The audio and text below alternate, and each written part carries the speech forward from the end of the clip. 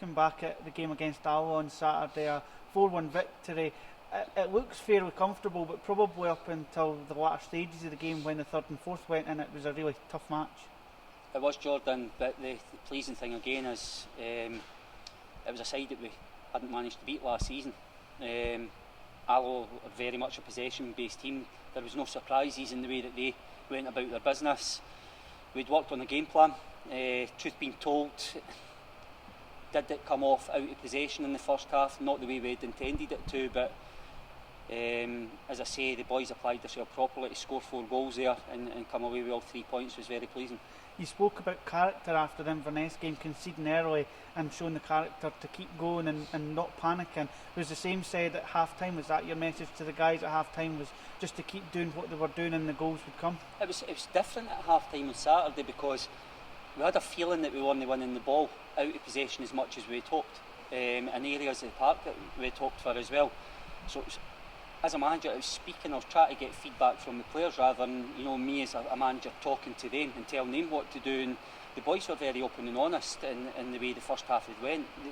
They weren't feeling that we were like cohesive. There was a bit of disjointiness about us, but I thought we addressed it. At the start of the second half, I think Stevie got an early chance.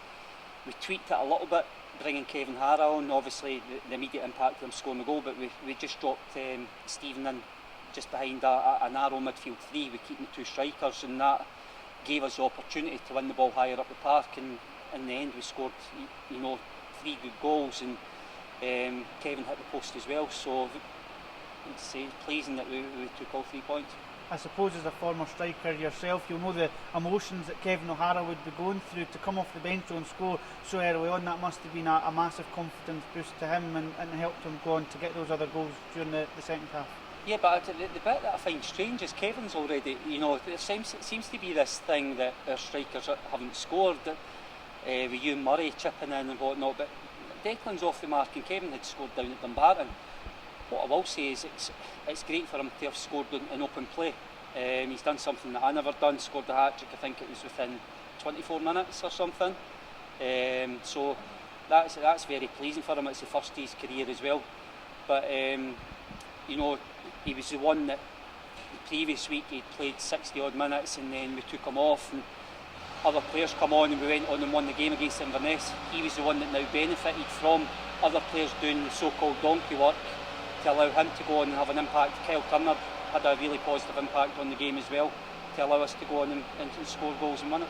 When you look at the impact that the substitutes had, as you said, not just Kevin O'Hara but Kyle Turner coming on as well, and Lewis Mayo as well coming on early on in the second half, it shows you the strength and depth within the squad, the options and the variety that you have. Yeah, to be fair to Paul Watson got a really bad head knock. He had to take stitches after Inverness game. Didn't feel that he was just quite at it. He wanted to play, which shows the character Paul Watson was, but they started playing long diagonals to the boy Thompson, and I felt it was right to bring Lewis on at that stage. So he had I thought he competed really well with him, along with Ewan Murray in the second half. But I knew, speaking to Kevin and Kyle, that they were hurting that I was changing the team on the Friday morning when I said the team to the boys. I spoke to them individually before announcing the team. But it's the response that you want. It's a massive believer in it's the team that finishes the game has as big an impact as the team starting, and it's been really good so far this year. I suppose from what you've said there and what you've said in previous interviews about the team spirit this year, for Declan to pass the ball over to Kevin to tell him to take the penalty and have that chance of scoring a hat-trick, it says a lot about the team spirit as well. It does, but there's a professionalism there as well. I don't think it's just Declan handing over the ball to anybody. Declan was on penalties with Kevin not starting the game, but Kevin, as he did against Dumbarton, was a penalty taker, so it's great to see that character trait in Declan, because he would have been keen to get a goal himself, but I thought the way that he applied himself to the game, albeit that he never scored, he had a big impact on us winning the game last week. Talking about the team news, Paul Watson, as you said, went off. Ryan Dow obviously went off. Are they both okay for this weekend? Paul's trained all week. It's given him a further week for the stitches now. He'll get them taken out probably Wednesday or Thursday. Ryan Dow felt his hamstring a little bit, so with the hamstring we've just got to be careful that it doesn't turn into one of the ones that it gets worse. So we'll see how Ryan is towards the end of the week as well, and then as I say, we've got big games coming up as well. None bigger than the one that you immediately face in Queen of the South. They've had a lot of personnel changes over the summer. They've lost their previous 2 games. There was nothing in the Ayr United game. Believe it or not, having watched the Raith Rovers game at the weekend, it could have finished 6-all. You know, I've said that to the coaching staff. They've got players that can score goals. Dobie's a massive threat. He's their talisman, but he's also a great character to have in their team as well. So we'll have to be mindful that Queens will come here wanting to get a win under their belts and kickstart their season as well. I suppose the thing is, from a fan's point of view, they're looking at it as Hearts aren't playing this weekend, Raith Rovers are away to Dundee. There's a chance if we win to go further ahead of other so-called rivals at the top, but I suppose the flip side of it is Queen of the South are looking at if they can get their first points on the board to close the gap. So it's still so early in the season for any kind of looking at the table, I suppose you would say. I think what we've got to do, Jordan, is we've got to be mindful of it's Queen of the South we're facing, and if we take our eye off the ball and concentrate on what Hearts, Raith Rovers, any other clubs doing, I think that's when you're dicing with death, so to speak. You know, you end up losing your focus. Alan and Sandy, they know the championship inside out. They'll have their game plan.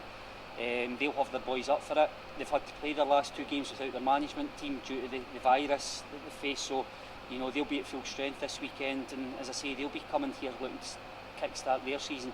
And we'll have to be bang at it to make sure we give ourselves the best possible chance to win the game. And just finally, you'll be looking for more fans to continue purchasing the stream and cheering on the boys from home. I know you would love them in the stadium, but the income coming in from the subscriptions is helping the club massively as well. It is, and the numbers that you spoke about last week that they're turning out and watching the team is something that we can talk to. The players know it. The players know it, and at the moment we'll have a lot of Dunfermline fans with big smiles on their faces with the way that we started the season. But with that comes an added pressure, you know, and we're not getting carried away, far from it. It's been a really good start to the season, but we want that to continue so that Dunfermline fans, because like all the players are, like the coaching staff are, like everybody connected with the club, they're facing a lot of negativity in life at the moment away from football. And if we can continue to put smiles on the faces, we're a community club, then, you know, it'll put us in a good place, and hopefully we can do that with 3 points against Queens at the weekend. All the best this weekend, Stephen. Thanks, Jordan.